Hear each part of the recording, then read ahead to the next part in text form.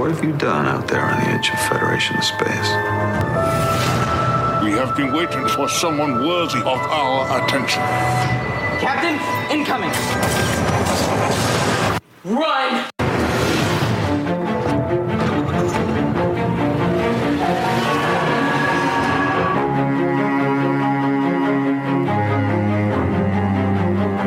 Starfleet doesn't fire first. We have to.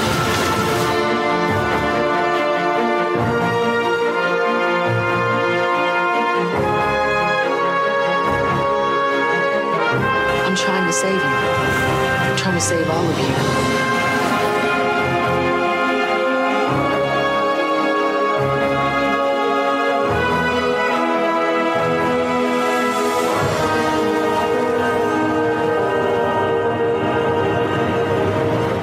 You helped start a war. Don't you want to help me end it?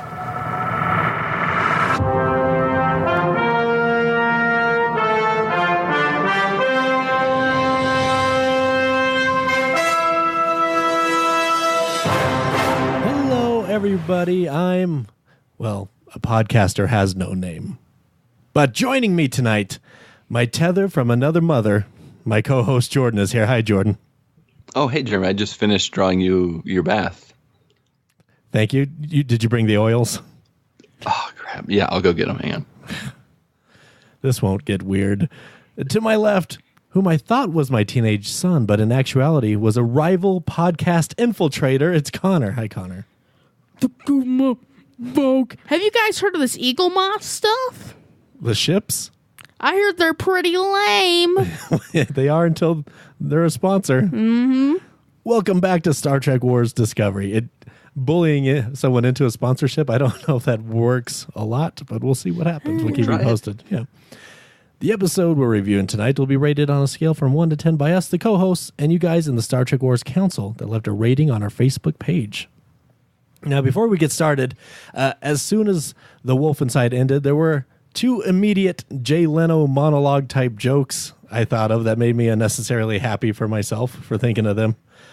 Of course, as the week went on, I ended up seeing both of these jokes pop up numerous times throughout the interweb, so I felt less original, but I'm going to say them nevertheless. Now, the question is, should I say it like a normal person or a terrible Jay Leno voice? Terrible Jay Leno. There is only one Jay Leno voice. Yeah, terrible Jared Leto impression, Dad. Okay. So, joke one. Hey, folks, did you hear about this? Did you guys catch that Voyager character in this week's episode? Oh, you didn't see Tuvok? Anyways, yeah, so what else is in the news? Oh, hey, folks, did you hear about this? So Ash Tyler finds out about his inner Klingon. They should have titled this The Wharf Inside. I want out. I know why Leno retired. I didn't sign up for this. Thanks, Jay Leno. Tonight we're reviewing the 11th episode of Discovery, so for the love of God, let's get started.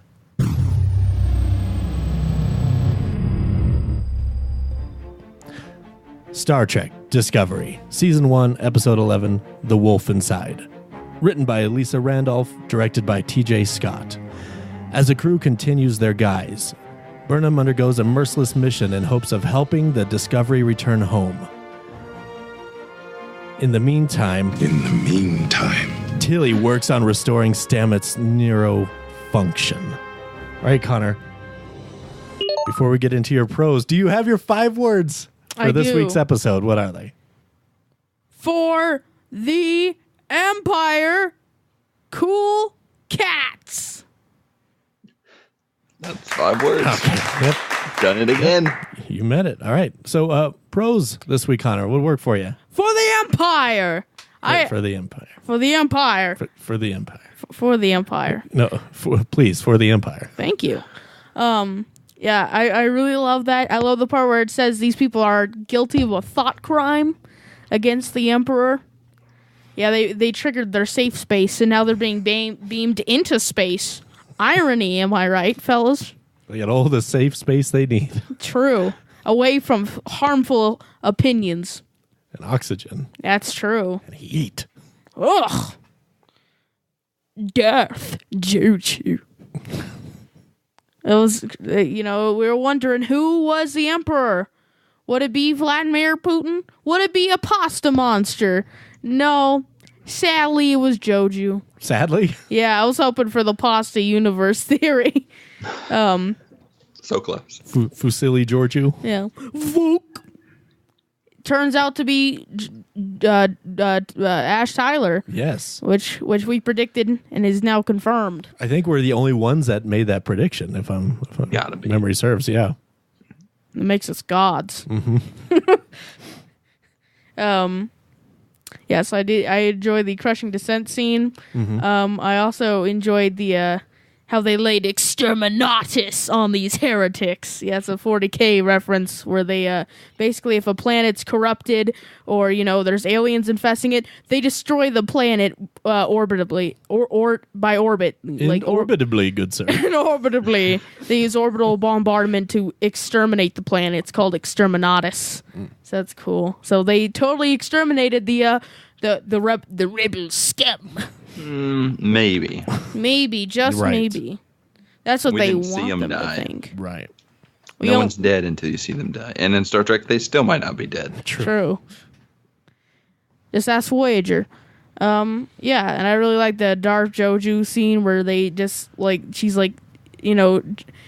she's just so afraid, and she just sees this mentor of hers. It's like, hey, in another universe, Ash Tyler drank from your skull. Just want to point that out. I like the diplomacy between them and the Klingon rebellion. That was really cool. I like that Voke is kind of like this leader, pulling everyone together.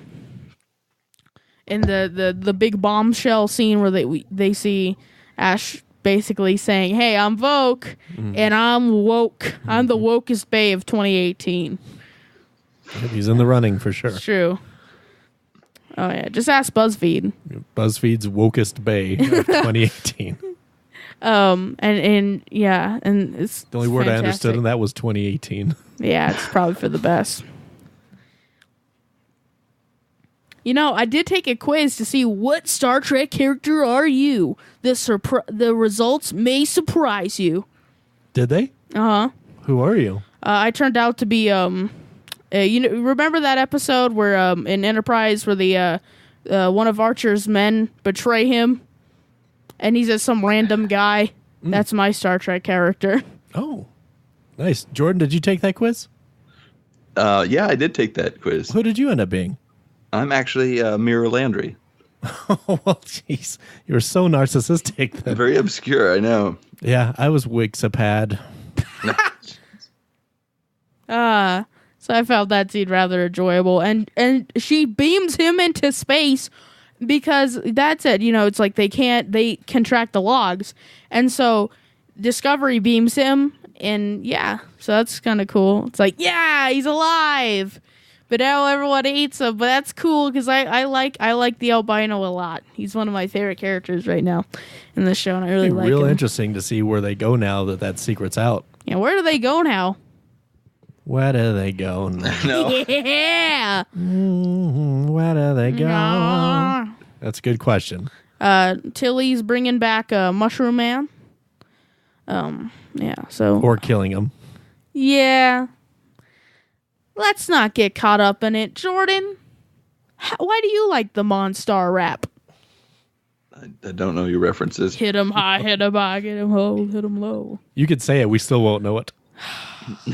I like the opening monologue in this episode with Burnham talking about, basically she says it's getting easier here, which is what she fears the most. So I thought that was very telling. And it's obviously a little bit of time has passed to an extent. We see her kind of just walking in and beaming people into space and then walking back out, performing her duties and becoming more numb to what she's doing.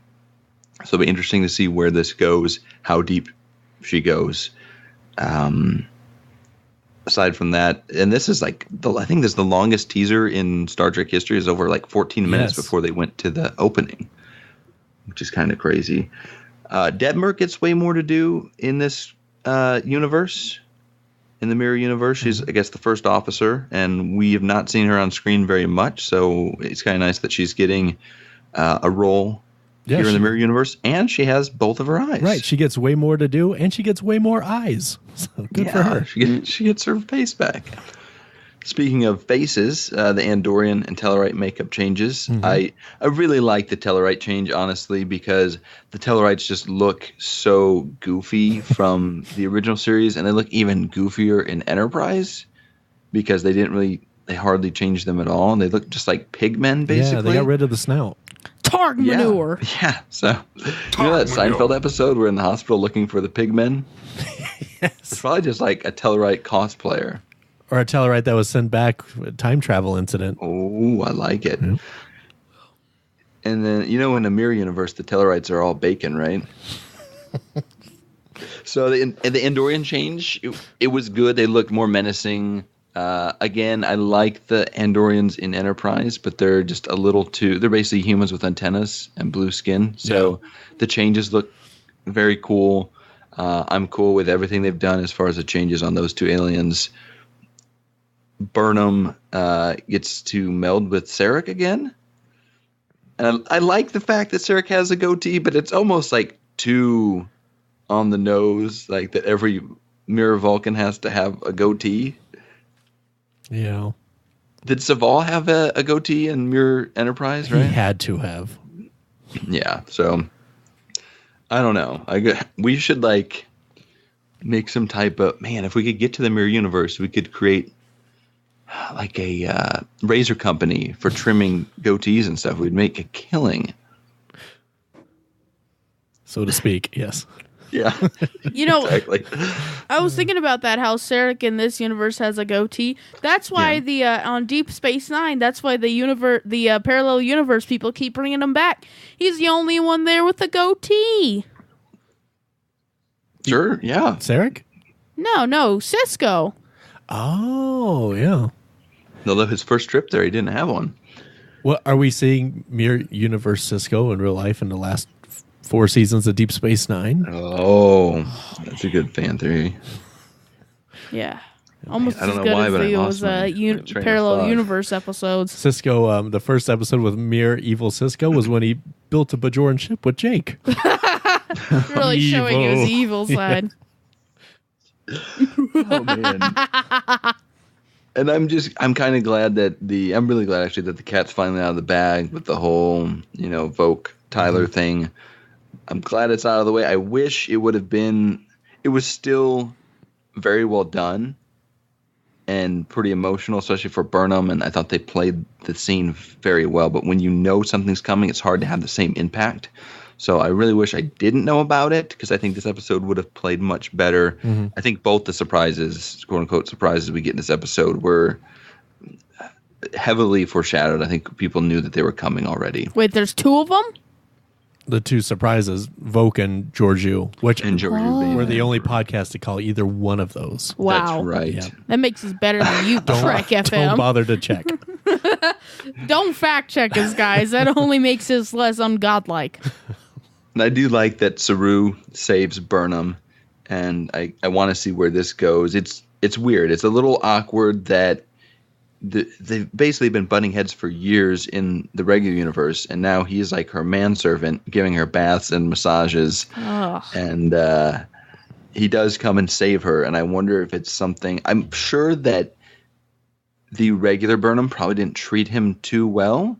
So I wonder if he knows that something's up and she gives him a name. Right. And, I just want to see how that's going to play out. He comes and saves her life, basically. Yep, and she says, "Who saved us?" Oh, my God. And, Lorca's locked up. Tyler's not there anymore, so that's maybe the only other person on the ship that she could potentially trust. Mm-hmm. Although we don't know how much longer she's going to be on the ship at this point. I really like the transporter trick. That was the one thing that I didn't exactly see coming. Mm-hmm. I thought maybe they would kill Tyler off and they beam him into space, and they kind of make you think, hey, maybe he's going to die out there. And then they beam him on to the Discovery. So now they have the redacted files for the Defiant, so we'll see where that goes. The Defiant. It's the Defiant from Deep Space Nine, right, Jeremy? Yes, of course. I did research on this, Jordan, and I'm 100% certain somehow Cisco's Defiant went back in time. Hey, we're not being hyperbolic. No. Never. Again, don't bother fact-checking us. And Giorgio is back. And now, honestly, maybe we'll get some surprises with these episodes going forward, because I think so much of this has been discussed, and the theory about Voke Tyler was kind of easy to put together once you did enough research, and it was just kind of being played out that way. Plus, we hadn't seen Voke since like the 4th episode. Giorgio just made a lot of sense, and I think everyone knew that Michelle Yeoh was coming back. So next week, I don't really know too much of what's going to happen, and I prefer that much more than knowing what the twists are that are coming. So it's really nice to have a Star Trek show that's new. I don't know what's going to happen, and I think next week's going to be even stronger.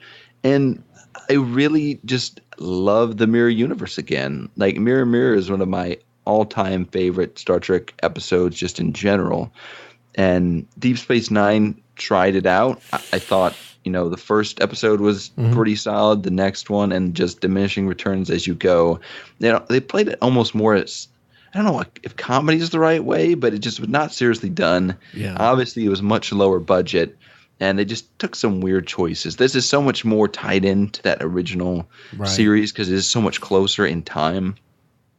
So I just enjoy seeing this so much more, and I have enjoyed the first 2 episodes there, and I think we're going to get at least 2-3 more episodes there as well. So crazy.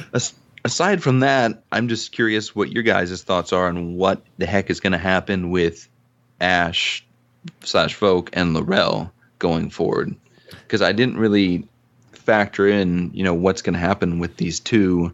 Right. Once they find out, and they're both obviously alive, they're probably going to be in the same cell. At some point, they're probably both going to get out. So I'm just curious what you guys think about that. Yeah, what's the future entail? Maybe we'll get into that in a bit in our next time on, because that's one of those things, like, I don't even have a legitimate guess, which is awesome. It's not like, I think it's Giorgio. It's like, I have no idea where they're going from that. And like you said, Jordan, we got these big revelations out of the way. Now it's like, okay, I have no idea what happens next. And it's pretty awesome. Jordan, did you give your 5 words? I didn't. My 5 words are, Burnham has the worst day. Because if you think about it, that's a crappy day. That was a rough You one. find out that you've basically been sleeping with the enemy, the one who, helped kill your captain, and that you had to claw their eyes out just so you could escape with your life, and set you up as a mutineer, got you kicked out of Starfleet, essentially.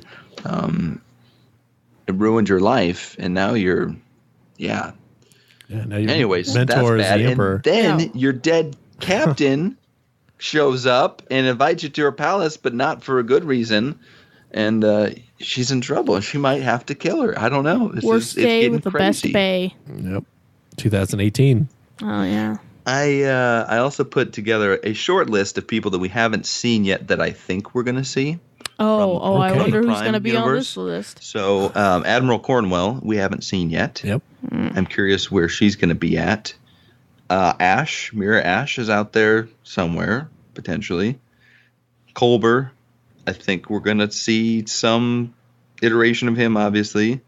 Landry, of course. Of course. I think there was one other that I'm forgetting, but there's just I kind of wanted to see maybe Arium, because we get to see Kayla Detmer have a role, and I'd like to see, like, Arium. We haven't seen anything from where her. those And she's the robots one at? that has kind of the robotic face, but apparently isn't a robot. She's an augmented human or something, and she said like 5 words in the show. She seems pretty cool, but I would like to see them explored in the regular show, but also maybe in the Mirror Universe. I do like, though, that they're not every single character is the exact same from the other universe, and probably because we haven't seen the Mirror Discovery yet.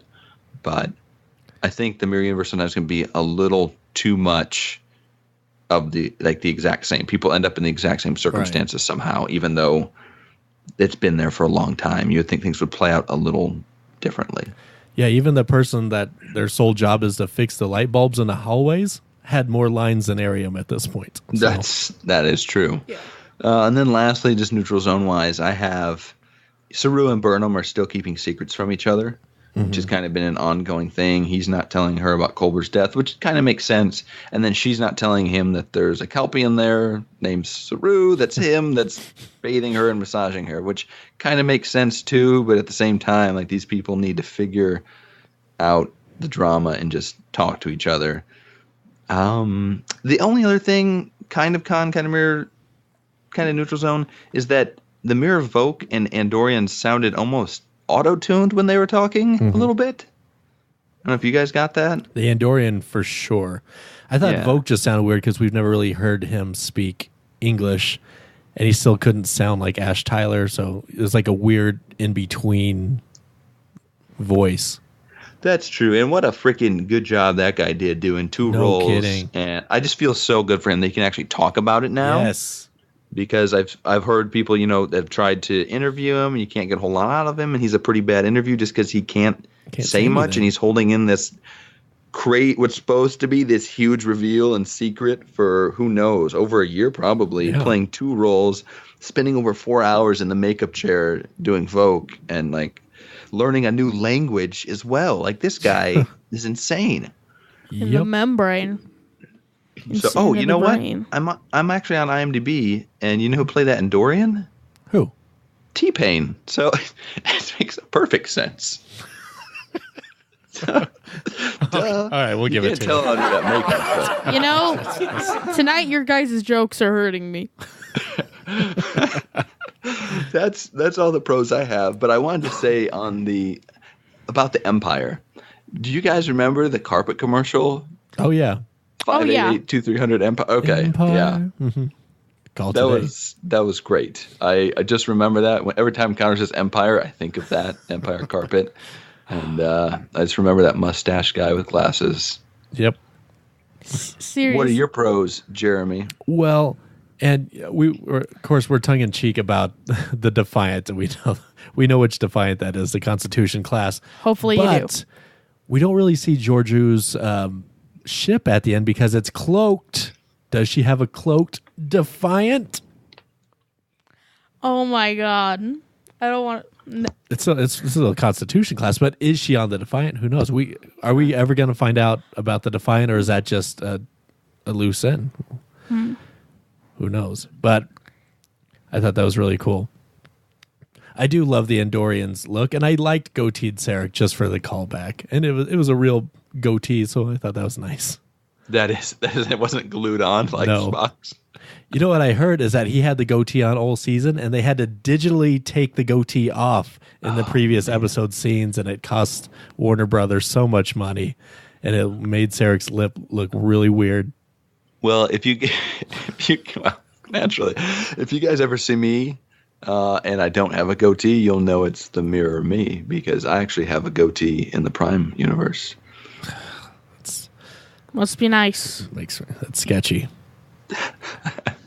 Yep, I loved Michael's plan to get Tyler and the Defiant data to Discovery. I thought that was great. And data to Discovery? You didn't see that part? Oh, man. No. Tuvok, Data? The Defiant? The whole gang's here. The Defiant from DS9. What episode did you guys watch? I watched the wrong one again. And I know, like, transporter range kind of comes into question here, and that's a solid nitpick, but that doesn't bother me too much.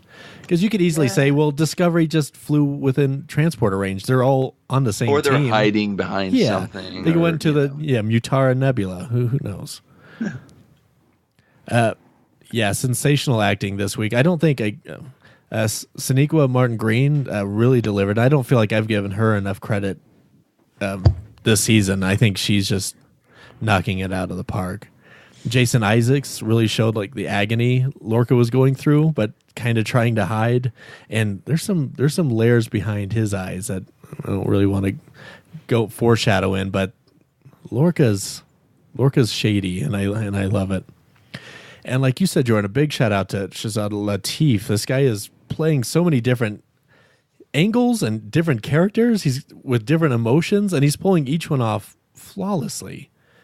I think he's doing amazing, and I really like Vogue, and I like Ash Tyler. Like, I don't like Vogue ate Georgiou's skull and killed Colbert. But as a character, I find the Torchbearer really interesting, and Ash Tyler, whoever that actually is, or with that personality, I really enjoy too. So I don't know how the writers can do it, but I sincerely hope that they have him part of the cast next season. I don't know if they find mere Ash Tyler. I don't know if maybe somehow the real Ash Tyler is on L'Rell's ship in the Prime Universe, being still with Klingon organs. With Klingon organs, I don't know. Just keep him on this show. I think he's just been amazing. Stretched. He's taller. Klingon organs. Right. Pasty white skin. Yeah, he looks like Vok. They just Yeah. Oh no. What if Tyler? Not Tyler. What? Yeah. What if Tyler and Burnham fall in love, but he's in Vok's body? Oh. No, that's a love story. Yes, as old as time.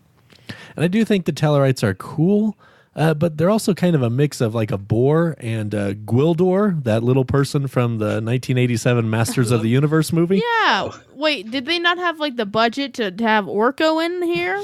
No, they didn't in that movie. They had little Gwildor who had played the keyboard, and then Tom Paris took it from him. It was a gateway to Eternia. I didn't watch that remember. movie. And then Minister Jarro as Skeletor came down looking for his keyboard. Oh my God. Yep. The big reveals are neutral zone wise because they were what we thought they were. That's okay though. We let them off the hook. I thought they were. That's all right. I mean, it's better to be what we guessed, but executed wonderfully than just out of left field and dumb because they didn't want you to guess. Connor's the Emperor. It's like, I was alive Right. the whole time. You fell right into my trap. All right, Connor. Connor's the Emperor. I don't know if we'd hear the end of it, Connor. Oh, God. Yeah, that's why they killed him off so quickly. Connor, what are your cons for the Wolfenside? I want to say one thing. Tonight your guys' jokes are hurting me from T-Pain, Andorians That's a good one. to an awful Jared Leto impression. You're filled with contempt and sarcasm, and I'm tired of being the target of all your hostility. See what you sound like right now, Connor? At least I don't sound like Jay Leno? Jared Leto. Yeah, either one. I guess Neelix is better than both of them. I'm an idea. Now I have a question. It's a con. Because I don't understand. How did Discovery know that Tyler was Voke after he was beamed into space? I feel like there some time passed after Tyler was taken, and I'm sure Michael talked to Saru. She sent a hidden message to him like, "Hey, this is what happened, and I'm beaming him into space at these coordinates with the data. So be ready." Right. And then she walked to the transporter room. She punched him in the stomach, and if you look closely, she slides it into his holster as she hits him in the stomach and then transports him. Well, butter my bunions. No, thank you, but I am happy to answer the question. It's a matter of phrase. Okay. Alrighty then. Yeah. So Jordan, why do you hate the Was that your only con then? That's pretty good. Yeah. Yeah, I don't have too many cons either, honestly. I would say that Saru, this is just a Star Trek thing and just a TV trope thing in general, that Saru telling Tyler or Voke exactly what's on the disc right before he sends him to the brig. And Tyler may have already known some of that already, but to like tell him, oh, hey, here's that disc with all the information we need to get back to our universe. That was kind of dumb. And then the other con, like I said, I already mentioned this, but the twists that were coming we already knew about. So that's why I'm so excited for next week. It's definitely started off pacing-wise very slow, which is fine. And then it picked up towards the end. So I think they're really building towards next week. And I'm super excited. What do we have left? 4 episodes? Yes. Interesting. So it'll be interesting to see how long it takes them to wrap this up. If this is going to be wrapped up in the next 2 or 3 episodes, and then we get the last episode to set us up for season 2, or Crazy. What's going to happen there? Yeah, So, we have no idea, and it definitely looks. It's hard to say from the previews for next week that they're getting back next week because that looks fully loaded. I don't think that they already. are, Yeah, and so- I honestly do believe we're going to get a Mirror Discovery episode, at least one as well. And it'll be interesting to see if they show Mirror Discovery in our universe a little bit next week and just haven't shown us, or if the next time on is going to deal with that. Because I think that's coming. Yeah, it is interesting. Yeah, I have no idea where they're going with this. It's exciting. Any other cons, Jordan? That's it. My only one, I thought the Stamets plot dragged this week. Yeah. I don't think anyone ever believed he was dead for a second right after Culver died the episode before. And why did the doctors just leave his corpse in the spore box? I mean, although, like Mary Wise's performance as Tilly when she believes that Stamets is dead, I thought she delivered that well, and that definitely sold it for me. But every time they cut to him, I was just like, the rest of the episode was so great, and that was just like, you can kind of see where they're going. It's not going to work. They don't think he's dead. He's not going to be dead. Well, sounds like an episode of Star Wars Rebels. The ending with our Stamets and Mir Stamets meeting face to face in the spore forest, the sporest, that was cool. So I'm excited to see where that goes. But that was literally the last 3 seconds of that 15-minute storyline this week. Yeah. Other than that, yeah, man, this is so good. I keep rating it high, but I legitimately am really loving the show. And I'm not a big Mirror Universe guy, but I love what they're doing with the Mirror Universe right now. And I'm excited to see where they go forward. Connor, what do you rate The Wolf Inside? I give this episode a 9. A 9. The Emperor's about to step in some bantha poodoo. Mm-hmm. It's about they already have a Mirror Universe episode called The Emperor's New Cloak, because that's true. No, I just remember what episode that is. It's the last Mirror Universe one. Yeah, with the naked. Oh my god! Oh, I actually saw a leak sick. of the title for next week. It's actually The Emperor's New Groove. Oh, nice. Cusco. It's pretty awesome. Jordan, what do you give it? I'm gonna give it an 8. 8 untethered Burnhams. Nice. Yeah, and sad. Very sad. I'll give it an 8. Also, 8 coalitions of peace. Star Trek Wars Council give it an average score of an 8 also. So let's hear from them now. Tyler Harris says, I enjoyed this episode. I thought it was awesome when Tyler came into contact with his other self, Volk, and I should have seen that coming, especially since it was pointed out that anyone could meet another version of themselves. I like the mind meld scene they did with Sarek and Michael. It showed that Michael can be trusted. When Michael beamed Tyler off the ship, I thought she was going to beam him somewhere else on the ship because they did that in an episode of Enterprise. I want more, please. I give this episode 9 Vulcan mustaches. Will Flores says, what's the best thing on screen this week? Volk and Tyler fighting? Bearded Sarek? Nope. It's definitely a Vulcan with a rocket launcher. I guess I like this episode, but I felt that every scene was exposition and not all of it was done well. They had to have a less than great episode at some point, and I feel this is it for me. I'm looking forward to the rest of the season and what this episode set up, but for now this will be on the lower end of the season for me. 6 lines of dialogue straight from Return of the Jedi. If he's here, run far away from this place. What is that from? The Return of the Jedi. Revenge of... Oh, that's Leia, huh? Yeah. Okay. And finally, Senior Council member James King says, loved it. Yes, we all guessed the revelations, but that shows that they made sense rather than being something nonsensical just to surprise us. Like a pasta world. Exactly. They are doing a really good job with the Mirror Universe, which works because they are taking it seriously rather than playing it for laughs. Yeah. It feels like we're building toward a great finale. Oh, and Mir Tilly. Love, love, love. 8 Manchurian Klingons. All right. Thanks, everybody. All right, so how did this week's episode of Discovery fare? Hopefully better than my marriage. Yeah. Using the combined score of ourselves and you guys who vote at home, here's the breakdown. Episode 11, The Wolf Inside, has an average score of an 8.25. So slightly lower than last one, but another 8 average score. That's pretty impressive. Great job, Discovery. 4 episodes to go. If you wish to join the council and have your vote counted, head over to our Facebook page at facebook.com/group/Star Trek Wars. There you can rate the episode yourself and can also leave a comment that'll be potentially read on air. It's a great community.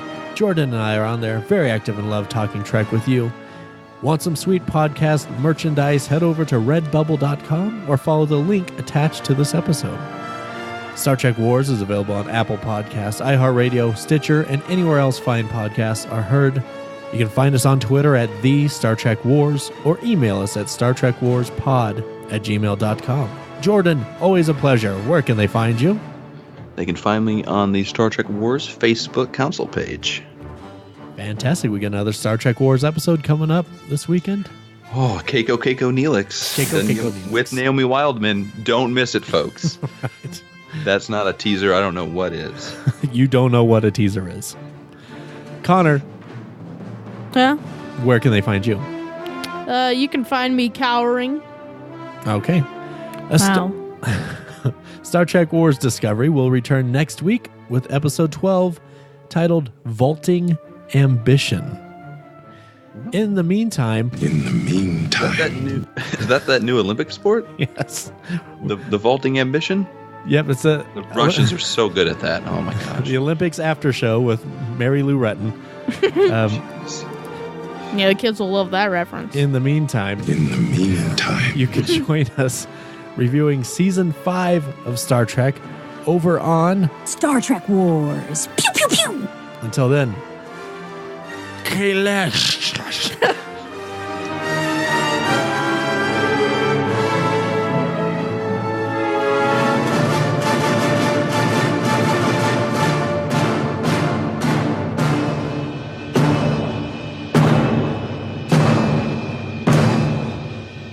I've got a question for you guys then, opinion-wise. What are your thoughts on vinegar?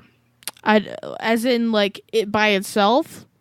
Like food, vinegar, any like dressings with like I hate vinegar. I hate the smell of it. I hate the taste of it. Same. And my wife loves it. Well, she's wrong.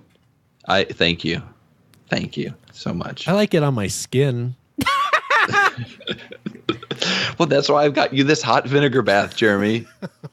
Hot vinegar bath. You'll Thank smell. you. You'll smell wonderful after Hot vinegar walking out and oil of that. bath. Now available at Subway. You'll walk out fresher than a newborn babe. Yeah, I'll have the Asiago cheese bath with the oil and vinegar. I'll have the cheese curd bath, please. All right, so how did this week's episode of Discovery fare? Thanks for listening to Star Trek Wars.